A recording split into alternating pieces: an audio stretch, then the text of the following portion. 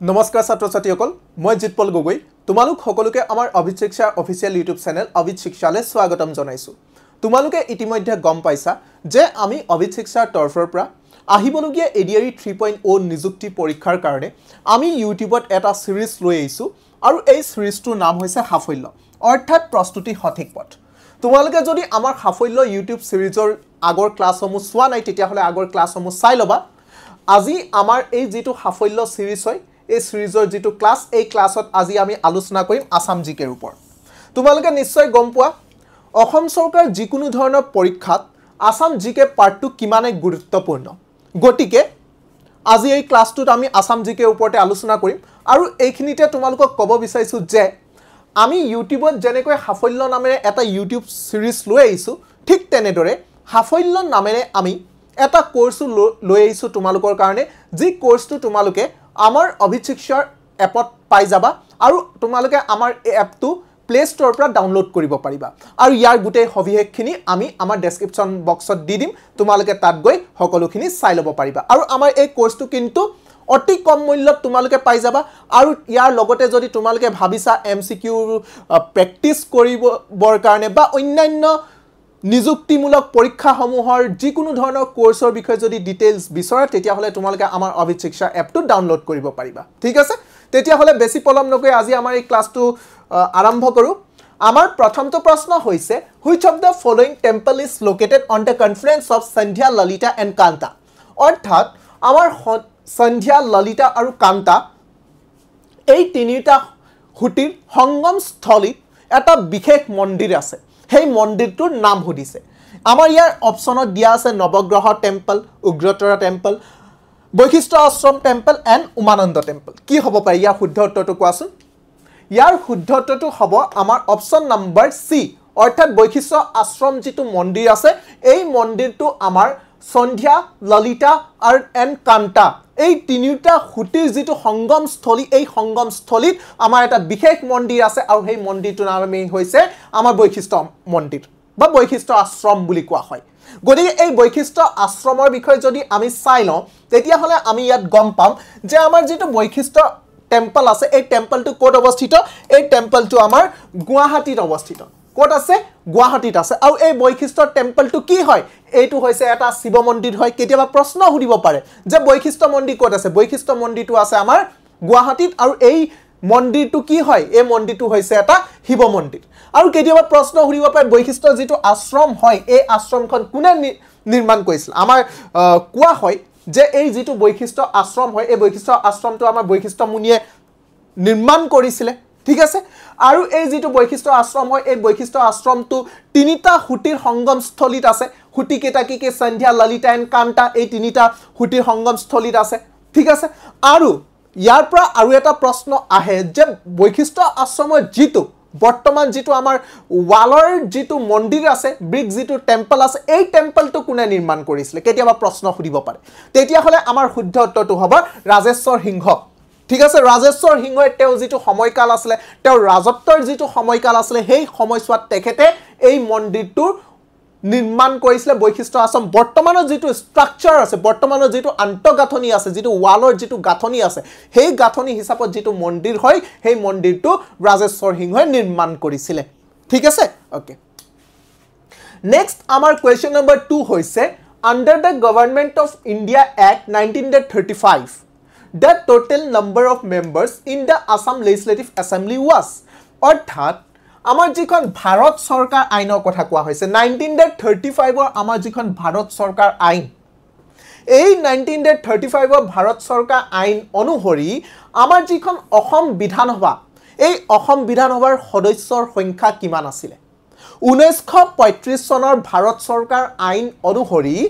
আমাৰ অসম বিধানসভাৰ সদস্যৰ সংখ্যা কিমান আছিল অপচনত দিয়া আছে 104 108 116 আৰু 135 ইয়াৰ শুদ্ধ উত্তৰটো কি হ'ব পাৰে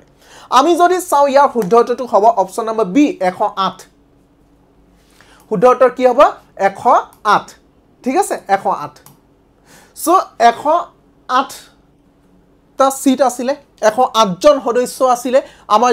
1935 চনৰ ভাৰত চৰকাৰ আইন অনুসৰি আমাৰ অসম বিধানসভাত ঠিক আছে ওকে এইখিনিতে আমি যদি চাই লওঁ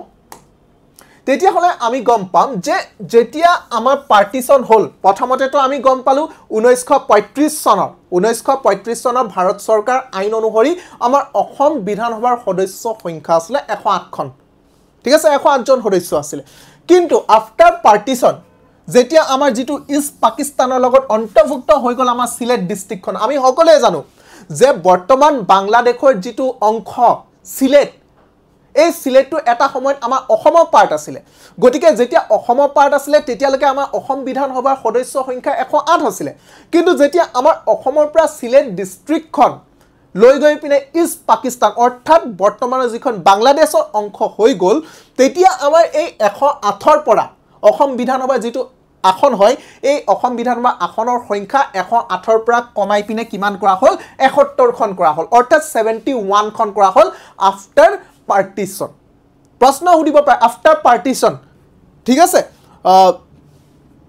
ভাৰত বিভাজনৰ পাছত আমাৰ অসম বিধানসভাৰ সদস্য সংখ্যা কিমানলৈকে হ্ৰাস পালে 71 লৈকে হ্ৰাস পালে কিন্তু প্ৰথমতে কিমান আছিল প্ৰথমতে আছিল 108 খন ঠিক আছে কিন্তু 71 লৈ হ্ৰাস কৰা হয় যদিও পাছৰ পৰ্যায়ত পুনৰ ইয়াৰ নাম্বাৰটো কিমান কৰা হয় 108 লৈ ইনক্ৰিজ কৰা হয় বৃদ্ধি কৰা হয় ঠিক আছে ওকে আৰু আমি সকলোৱে জানো যে আমাৰ ভাৰতবৰ্ষই স্বাধীনতা লাভ কৰাৰ আগলৈকে আমাৰ অসমত কিন্তু দুটা সদন আছিল এটাটো হৈছে আমাৰ লেজিসলেটিভ কাউন্সিল আৰু এটা হৈছে আমাৰ লেজিসলেটিভ এছেম্বলি ঠিক আছে বৰ্তমানটো আমাৰ অসমত লেজিসলেটিভ কাউন্সিল নাই বৰ্তমান সময়ত আমাৰ অসমত কি আছে লেজিসলেটিভ এছেম্বলি আছে হয়নে ওকে সো আমাৰ যেটো লেজিসলেটিভ কাউন্সিল আছে আসাম লেজিসলেটিভ কাউন্সিল এই আসাম লেজিসলেটিভ কাউন্সিলখন 1947 ত কি কৰা হয় এবলিশ কৰি দিয়া হয় ভংগ কৰি দিয়া হয় ওকে ঠিক আছে এইখিনিতে যদি আমি যদি চাও আমাৰ যেটো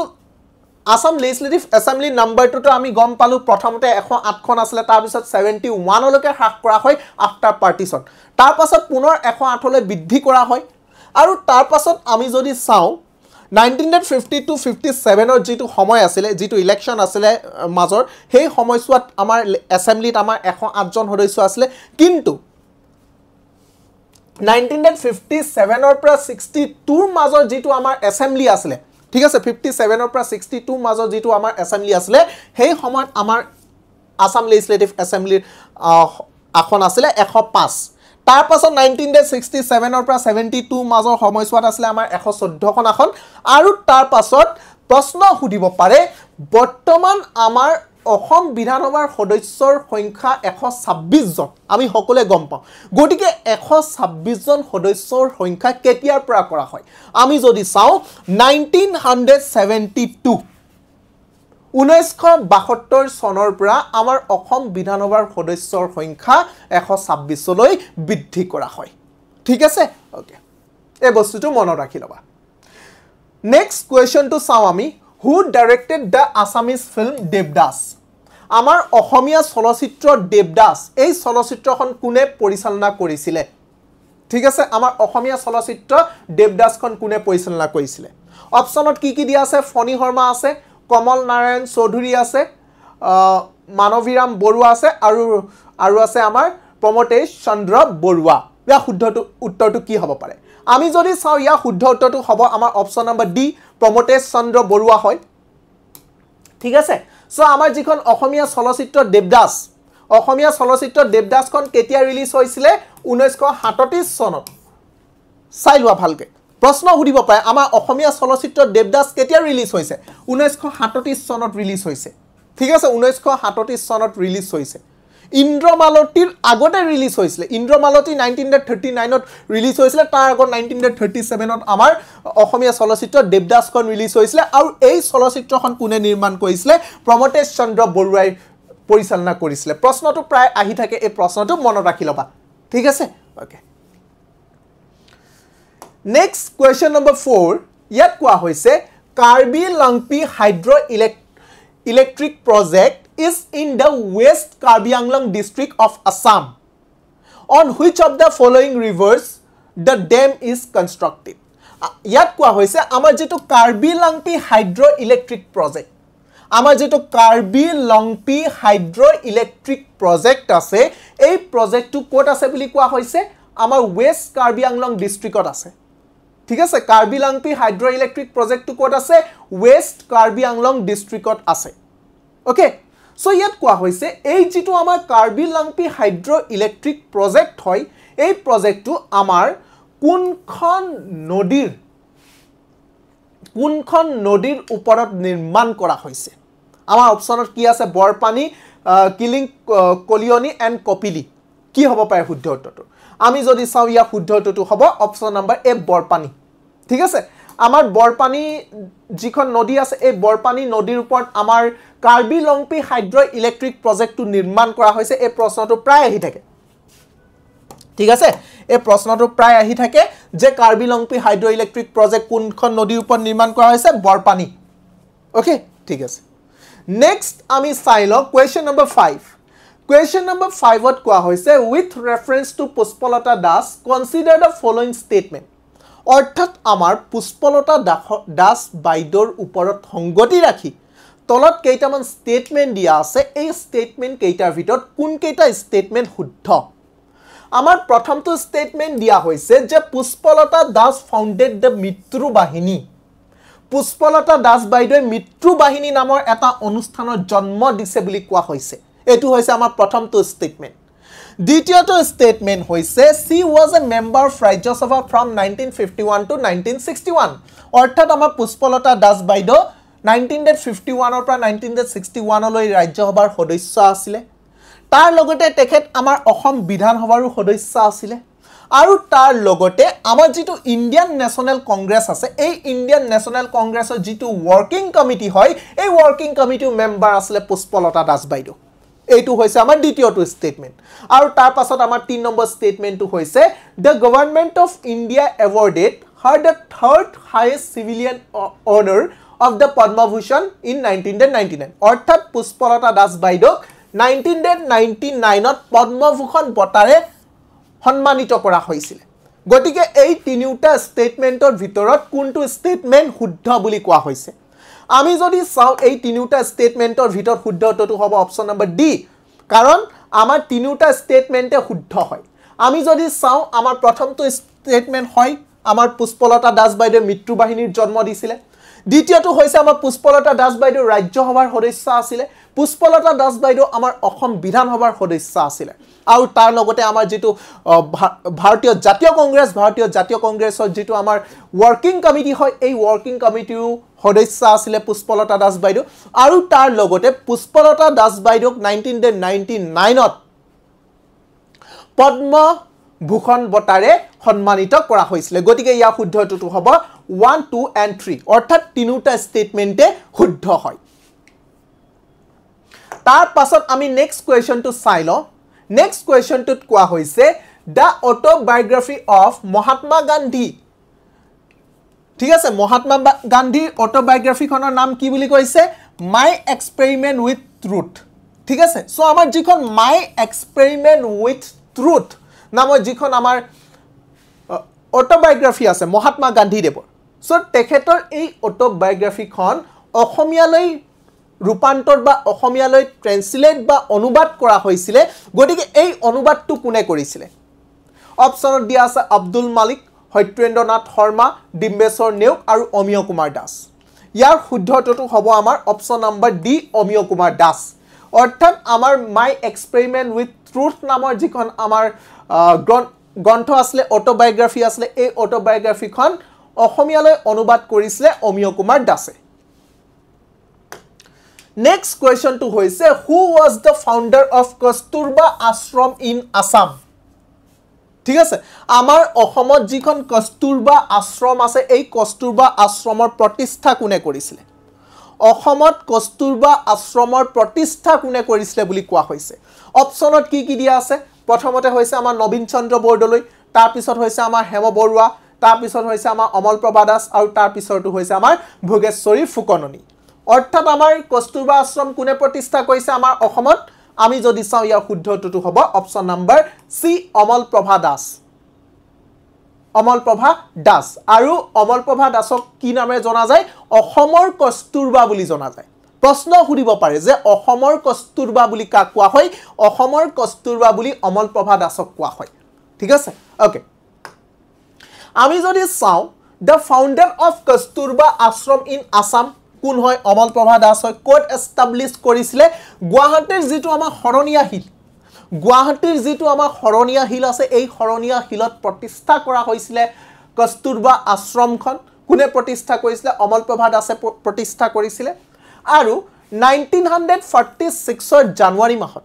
1946 জানুৱাৰী মাহত মহাত্মা গান্ধীয়ে কস্তুৰবা গান্ধীক তেখেতক স্মৰণ কৰি তেখেতক ট্ৰিবিউট কৰিবৰ কাৰণে এই কস্তুৰবা গান্ধীৰ নামেৰে কস্তুৰবা আশ্ৰমখন মুকলি কৰিছিলে ঠিক আছে ওকে নেক্সট এইখিনিতে চাই লওঁ আমি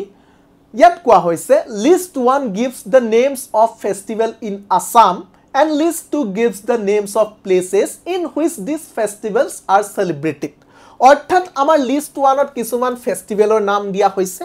আৰু লিষ্ট 2ত আমাৰ কিছুমান স্থানৰ নাম দিয়া হৈছে অৰ্থাৎ কোনটো ফেষ্টিভেল কোনটো স্থানত সেলিব্ৰেট কৰা হয় আমি যদি এইটো সাইডে ফেষ্টিভেল সমূহৰ নাম চাও তেতিয়া হলে আমাৰ দিয়া হৈছে জুনবিল মেলা দিয়া হৈছে বাৰে চহৰীয়া ভাওনা দিয়া হৈছে ফেলকন ফেষ্টিভেল দিয়া হৈছে আৰু লগতে আমাৰ ফাট বিহু দিয়া হৈছে আৰু এইটো সাইডে আমাৰ স্থান বিলাক দিয়া হৈছে যেনেকৈ মৰিগাঁও আছে উমৰাংশু আছে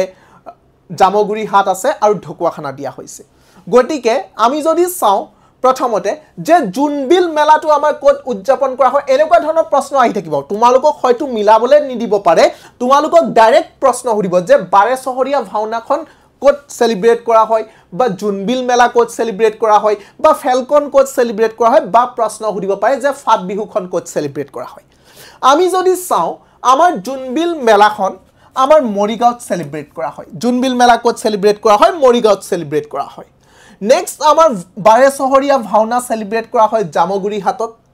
ফেলকন সেলিব্ৰেট কৰা হয় আমাৰ উমৰাংশুত সেলিব্ৰেট কৰা হয় আৰু ফাট বিহু সেলিব্ৰেট কৰা হয় ঢকুৱাখানাত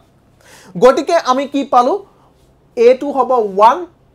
B2 হ'ব 3 C2 হ'ব 2 আৰু D2 হ'ব 4 সো A2 1 কোড আছে A2 1 আছে আমাৰ অপচন নাম্বাৰ A ঠিক আছে সো আমাৰ ইয়া শুদ্ধ উত্তৰটো কি হ'ব অপচন নাম্বাৰ A অৰ্থাৎ A1 B3 C2 and D4 অৰ্থাৎ জুনবিল মেলা সেলিব্ৰেট কৰা হয় মৰিগাঁৱত বাৰে চহৰীয়া ভাওনা সেলিব্ৰেট কৰা হয় আমাৰ জামগুৰি হাটত ফেলকন সেলিব্ৰেট কৰা হয় আমাৰ উমৰাংশুত আৰু আমাৰ ফাট বিহু সেলিব্ৰেট কৰা হয় ঢকুৱাখানাত ঠিক আছে ওকে নেক্সট আমি চাই লওঁ আমাৰ কোৱেশ্চন নম্বৰ 9 ইয়াত কোৱা হৈছে A famous work of this noted author is Gulapi Jamur Logna ঠিক আছে সো কোৱা হৈছে যে আমাৰ এগৰাকী বিখ্যাত লেখক আছে তেখেতৰ সৃষ্টি হৈছে আমাৰ গুলাপী জামুৰ লগ্ন তেখেতে সৃষ্টি কৰিছিল গুলাপী জামুৰ লগ্ন আৰু কোৱা হৈছে যে এই যিগৰাকী লেখক হয় এই লেখক গৰাকী হৈছে আমাৰ জ্ঞানপীঠ বঁটা বিজয়ী বুলি কোৱা হৈছে গটিকে তেখেতৰ নাম কি অপচনত দিয়া হৈছে Nilmani Phukan junior Birendra Kumar Bhattacharya and Mamoni Raisom Goswami and তলৰটো হৈছে নান অফ দেম আমি সকলে জানো আমাৰ বৰ্তমান সময়লৈকে আমাৰ অসমৰ পৰা তিনিজন ব্যক্তিয়ে জ্ঞানপীঠ বঁটা পাইছে তেখেতসকল হৈছে নীলমণি ফুকন বীৰেন্দ্ৰ কুমাৰ ভট্টাচাৰ্য মামনি ৰয়ছম গোস্বামী প্ৰথমবাৰৰ বাবে জ্ঞানপীঠ বঁটা কোনে পালে বীৰেন্দ্ৰ কুমাৰ ভট্টাচাৰ্যই পালে দ্বিতীয়বাৰৰ বাবে কোনে পালে মামনি ৰয়ছম গোস্বামী বাইদেৱে পালে আৰু তৃতীয়বাৰৰ বাবে নীলমণি ফুকন দেৱে পাইছে ঠিক আছে ওকে ইয়া শুদ্ধটো কি হ'ব নীলমণি ফুকন অৰ্থাৎ আমাৰ গুলাপী জামুৰ লগ্ন যিখন গ্ৰন্থ হয় এই গ্ৰন্থখন কোনে লিখিছিলে নীলমণি ফুকন দেৱে লিখিছিলে আৰু এইখিনিতে আমি যদি চাও নীলমণি ফুকন দেৱৰ বিষয়ে তেতিয়া হলে Nilmoni Phukan was an Indian poet তেখেত হৈছে আমাৰ এক ভাৰতীয় কবি হয় অসমীয়া ভাষাত লিখা এগৰাকী কবি হয় তেখেত এগৰাকী একাডেমিকো আছিলে আমি যদি চাও তেখেতৰ সৃষ্টিসমূহ যেনেকৈ সূৰ্য হেনু নামি আহে এই নদীয়েৰি এইখন তেখেতৰ গুৰুত্বপূৰ্ণ সৃষ্টি কেতিয়াবা প্ৰশ্ন সুধিব পাৰে যে সূৰ্য হেনু নামি আহে এই নদীয়েৰি লেখক কোন হয় তেখেত হৈছে নীলমণি ফুকন তাৰ পাছত হৈছে গুলাপী জামুৰ লগ্ন আৰু তাৰ পিছৰখন হৈছে কবিতা এই তিনিওখন কোনে লিখি উলিয়াইছিলে নীলমণি ফুকন দেৱে লিখি উলিয়াইছিলে ঠিক আছে ওকে আমি যদি চাও নীলমণি ফুকন দেৱে 56 নম্বৰ যেটো আমাৰ জ্ঞানপীঠ বঁটা হয় এই জ্ঞানপীঠ বঁটা পাবলৈ সক্ষম হৈছিলে 2020 চনৰ জ্ঞানপীঠ বঁটা যেটো 2021 চনত দিয়া হৈছিল 20 চনৰ বঁটা কিন্তু বঁটাটো দিয়া হৈছিল 2021 চনত ঠিক আছে ওকে আমি যদি চাওঁ নীলমণি ফুকনদেৱক 1981ত সাহিত্য একাডেমী বঁটা দিয়া হৈছিলে তেখেতৰ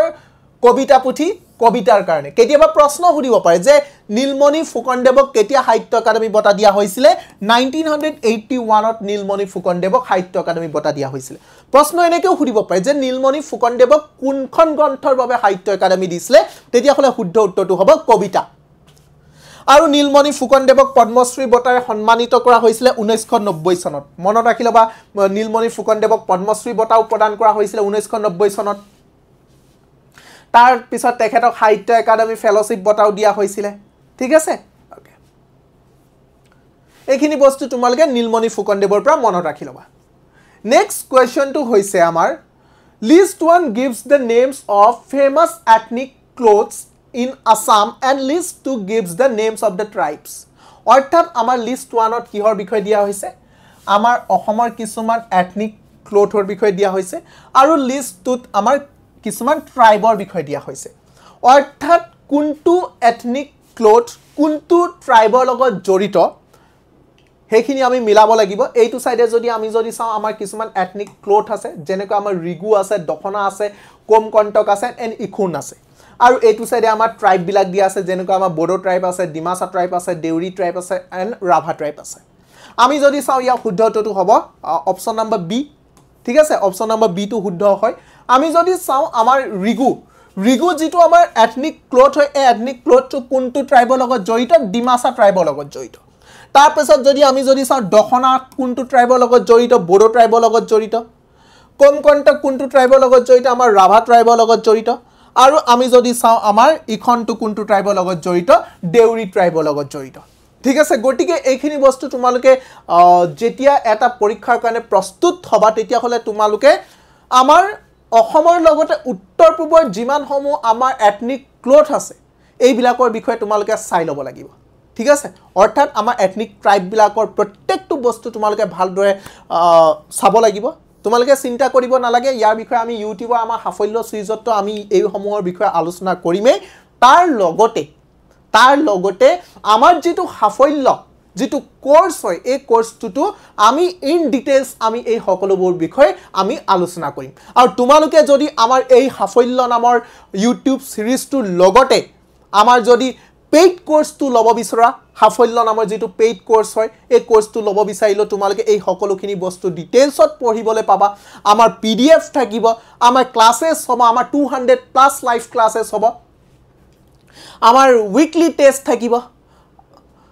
ঠিক আছে এই সকলোখিনি সুবিধা অতিকৈ কম মূল্যত পাবা আৰু ইয়াৰ সকলোখিনি হবিহেক তোমালোকে আমাৰ ডেসক্ৰিপচন বক্সত পাই যাবা আৰু তোমালোকক কব বিচাৰিছো যে তোমালোকে ডেসক্ৰিপচনত আমাৰ টেলিগ্ৰামৰ লিংকটো পাই যাবা গটিকে তোমালোকে যদি আমাৰ এই ক্লাছৰ পিডিএফ বিচৰা তেতিয়া হলে এই ক্লাছৰ পিডিএফটো তোমালোকে আমাৰ টেলিগ্ৰাম গ্ৰুপত পাই যাবা গটিকে আজি আমাৰ এই ক্লাছটো আমি ইমানতে সমাপ্ত কৰিব লাগিব আমাৰ এই ক্লাছটো তোমালোকে ইমানলৈ চোৱাৰ বাবে তোমালোক সকলোকে অন্তৰৰ পৰা ধন্যবাদ জনাইছো আৰু তোমালোকে যদি বৰ্তমান সময়লৈকে যদি আমাৰ অভিত শিক্ষা YouTube channel to subscribe কৰা নাই তেতিয়া হলে সকলোকে আমাৰ অভিত শিক্ষা YouTube channel to subscribe কৰিব কাৰণে অনুৰোধ জনালো ধন্যবাদ